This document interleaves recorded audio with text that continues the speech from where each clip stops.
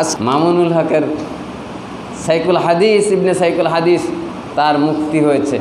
আসলে বিষয়টা হচ্ছে তার কেবল জামিন হয়েছিল, কারাগারে আসার আগে লোকজন এমন ভিড় আর ফেসবুক এমনভাবে পোস্ট শুরু করছে, তাড়াতাড়ি প্রশাসন আটকায় দিছে। আবার দিয়ে চিন্তা করলে এই মুহূর্তে ছেড়ে দিলে আবার বিপদ।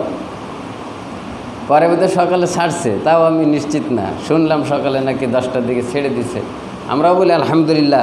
সাইকুল হাদিস ইবনে সাইকুল হাদিস, একজন সাইকুল হাদিস যদি জেলে থাকে সমাজের অনেক বড় ক্ষতি, আর একজন সাইকুল হাদিস যদি বাইরে থাকে অসংখ্য ছাত্র সেখান থেকে এলেম অর্জন করতে পারবে।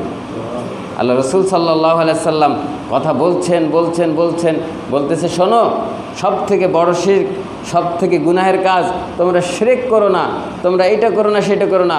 হঠাৎ করে তিনি বললেন, কখনো মিথ্যা সাক্ষী দিও না, মিথ্যা সাক্ষী দিও না।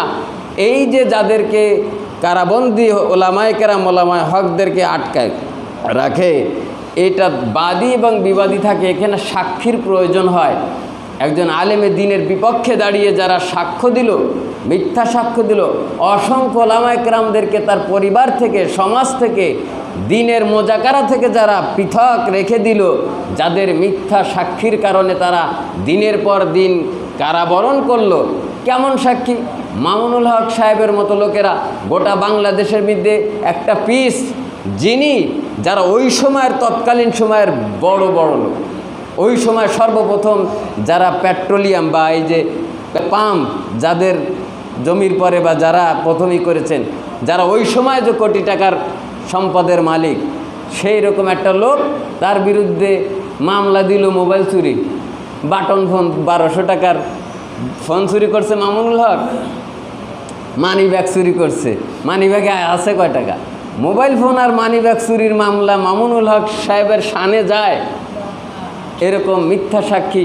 আর এগুলো মিথ্যা মামলাগুলো এরকম হয় যে যারা মামলা করেন তারা একটু এরকম কাল্পনিক মামলা দেয়, কেননা যাতে করে জানে যে জজও যেন বোঝে যে এটা মিথ্যা মামলা, পরে যেন জামিনের কায়দা হয়। এজন্য আব্দুর রহিম আল মাদানিকে যখন ধরে নিয়ে গেল, তার মামলা দিল পকেটে 15 কেজি ওজনের বোমা পাইছে। 15 কেজি ওজনের বোমা পকেটের মধ্যে ঢোকে কি করে? নাউজুবিল্লাহ মিন যালিক। আল্লাহ রসুল বলছেন যে শিরিক করো না। হঠাৎ করে উঠে দাঁড়িয়ে বারবার অ্যাগেন বারবার বলতেই থাকলেন যে তোমরা মিথ্যা সাক্ষ্য দিও না, মিথ্যা সাক্ষ্য দিও না, মিথ্যা সাক্ষ্য দিও না। নো ইন্টারভেল, নো ইন্টারমিশন, কোনো বিরতি নাই, এককভাবে বলতে থাকলো। সাহাবীরা বলতেছে, হায় হায়, আল্লাহ রসুল যদি একটু থামতো, এখন তার তো কষ্ট হয়ে যাচ্ছে, সে এতবার বলছে, একটু যদি থামতো, একটু যদি রেস্ট নিত। এতবার বললেন যে মিথ্যা সাক্ষী দিও না, ভয়াবহ অবস্থা হবে তোমাদের। সেই মিথ্যা সাক্ষী আজকের মুসলমানেরা দেয়, নামের পিছনে নামের আগে মুসলমান লাগাইছে, আর কোর্টে গিয়ে মিথ্যা সাক্ষীর কারণে অসংখ্য ওলামায়ে কেরাম কারাবন্দী হয়েছে। কথা বলেন ঠিক কিনা? আজকে মামুনুল হকের মতো লোক, খালিদ সাইফুল্লাহ আইয়ুবীর মতো লোক, এমন বিদগ্ধ আলেম যারা রয়েছে, কাজী মুফতি ইব্রাহিম, এমন লোকের হাতেও আর তাদের পায়ে বেরি পড়ানো হবে, এ জাতি কোনোদিন কল্পনাও করতো না। সে জাতি সেটা বাস্তব চোখে দেখেছে। আল উলামা ওয়ারাসাতুল আম্বিয়া, তাদের পায়ে ডান্ডা বেরি। এরা কি কারোর জমি আত্মসাৎ করেছে, স্মাগলারিং করেছে, মদ খাইছে, গাঁদা খাইছে, করছে কি করছে? এক একজন বড় বড় ওলামায়ে হকদেরকে এভাবে আটকে রাখা হয়েছে এই মিথ্যা সাক্ষীর কারণে। এই সাক্ষ্যবাজ কারা? তাদের হিম্মত কত, তাদের আস্পর্ধা কত? ওয়ারাসাতুল আম্বিয়াদের বিরুদ্ধে কিভাবে কাঠগড়ায় মিথ্যা সাক্ষী দেয়। আল্লাহ তাআলা ছাড় দিবেন, ছেড়ে দিবেন না, দেখে নেবেন, অবশ্যই আল্লাহ তাদেরকে দেখে নেবেন। তবে শুকরিয়া জানাই প্রশাসনকে যে দীর্ঘ সময়ের ব্যবধান হলেও ওলামায়ে হকদেরকে আস্তে আস্তে ছেড়ে দিচ্ছেন।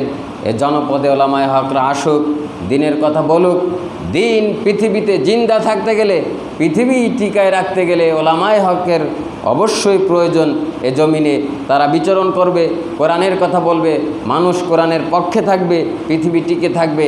আর পৃথিবী যদি পশুর রাজত্ব কায়েম হয়ে যায়, তখন আর আল্লাহ তাআলার এই জনপদ টিকিয়ে রাখার কোনো দরকার হবে না, এই জনপদকে ধ্বংস করে দিবেন। সুতরাং কার জন্য সিন্নি খাইলা মোল্লা চিনলা না, কথা বলেন ঠিক কিনা? তা আসুন, আমরা বলছিলাম যে শ্রমিকের মর্যাদা আল্লাহ তাআলা দিয়েছেন। আল্লাহ রসুল সাল্লাল্লাহু আলাইহি ওয়াসাল্লাম এই শ্রমিকদের